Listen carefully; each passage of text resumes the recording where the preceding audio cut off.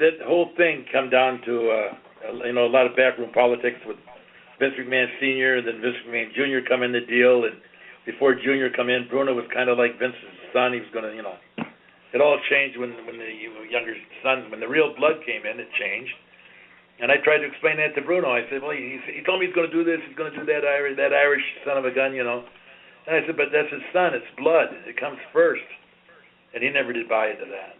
But so be it. That's the way it is. That's the way the world is.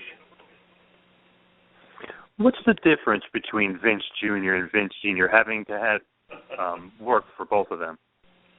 Well, I have nothing but admiration and respect for both of them.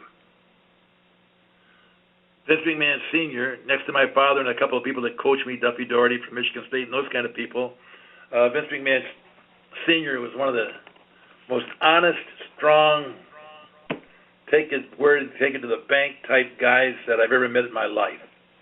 I had nothing but total respect for that part of him. Vince McMahon Jr. had a lot of the same characteristics, but the world changed and the business changed. Back when the father was running the business, it was more like a family business. When Jr. took over and did it very well, it became a corporate business. So it was a totally different thing, totally different atmosphere. I think one of the best things that happened to some of the wrestlers, or most of the wrestlers, was when they started getting contracts. When I first started the business, everything was on a handshake.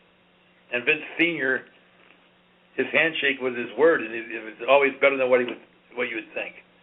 When we started going corporate, the handshake was out of the business. It became a little bit more cutthroat. A lot of guys started kind of sucking up to the promoter, to Vince Jr., and it just kind of, the whole change, the character of the business changed, which I think is too bad, although I think it's too bad, but it's a multi-billion-dollar-a-year business, so what does it matter what I think? Because the bottom line, it was always about a business, it was always about the money, always. Now, you made more money, I guess, with Vince Jr. than Vince Sr., so who did you prefer working for? But you got to look at it from another point of view, too. When I started working for Senior, the top paid athletes were making, football players were, like $45,000 would be a lot of money back then. I was making that in the summertime, 2 months with Vince Senior. You understand what I'm saying? Yep. And so later on, athletes started making millions of dollars, and now wrestlers are making $1 million or $2 million, not millions, but they're making pretty good money, and some are over the top of that.